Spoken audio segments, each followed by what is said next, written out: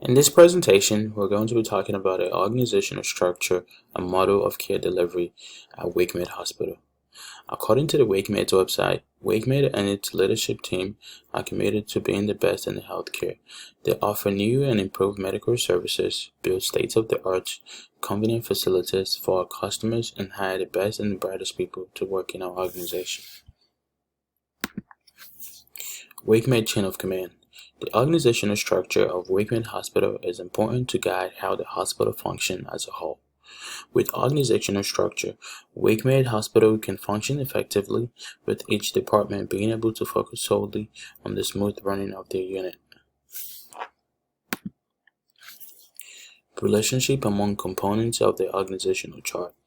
WakeMed was opened in 1961. The hospital provides care to residents of Wake County and neighboring counties.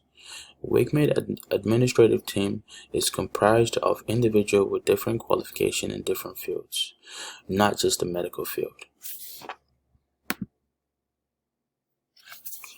So who are the administrative team at WakeMed? WakeMed President and CEO is Donald Jenkins. WakeMed CEO is responsible for enforcing the hospital's short and long-term strategy, communication with board of directors, and managing the overall operation of the hospital. Followed by the CEO is the Executive Vice President and Chief Financial Officer, Rick Caraco.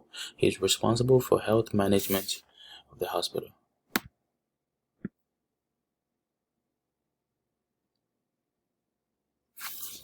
He is responsible for health management and patient financial services.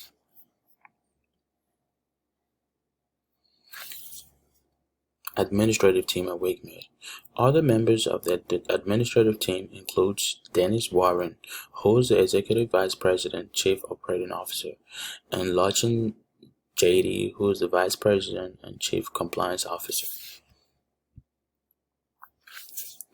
The hospital leadership.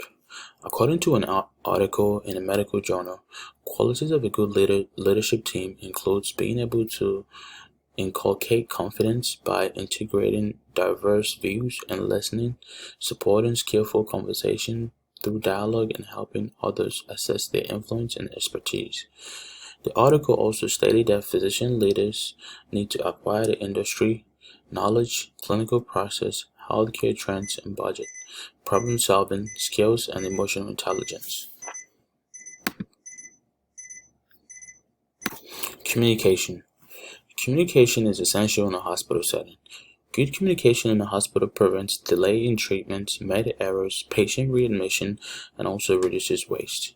At WakeMed, the departmental managers and supervisors report directly to the hospital administrators, who then report to the CEO. Methods of communication. At WakeMed, communication is via varying methods of media richness like email, newsletters, open forums organized by the CNO and CEO. Departments also organize staff meetings in order to promote the democratic style of leadership and give staff opportunities to voice their complaints.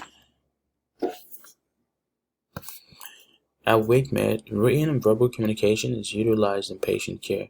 Nurses are responsible for giving information to incoming nurses and charge nurses about assigned patients presenting illness as well as other coexisting illness for the patients. So what are the barriers to communication? An article published in Nursing Times explained that nurses need to be aware of the potential barriers to communication and adopt some strategies to address them. Some of the barriers of communication pointed out in the article are environmental factors such as background noise, which can affect patients' ability to hear and understand what's being said to them, as well as their acute illness and distress, pain, which can reduce the patient concentration and the ability to absorb the new information. Communication policy at WakeMed. The Marketing and Communication Department supports WakeMed communication needs and keeps the WakeMed family and communities we serve well informed about what's happening throughout the system. All public and television communication is to be handled by the marketing and communication department. No staff shall provide information on behalf of the organization to public outlets and news broadcasters unless previously approved to do so. WakeMed vision statement. Our vision is to set a new standard of excellence in the arts and science of nursing care and caring.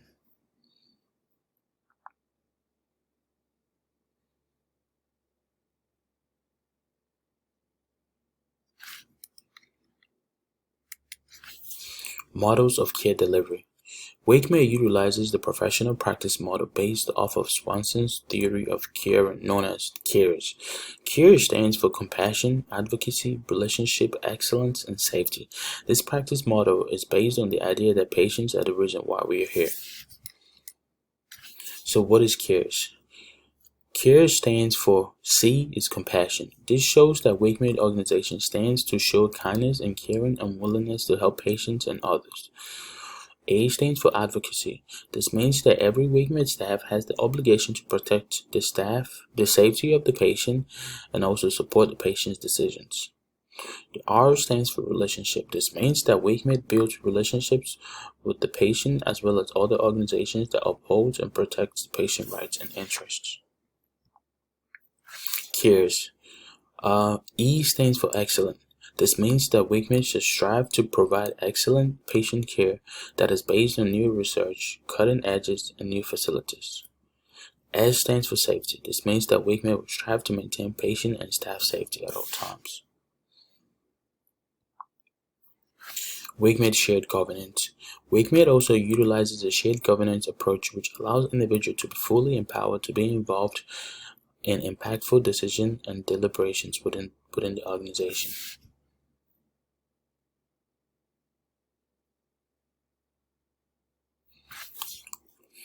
WakeMed strives to maintain structure in the organization through continuous leadership, training, and meetings.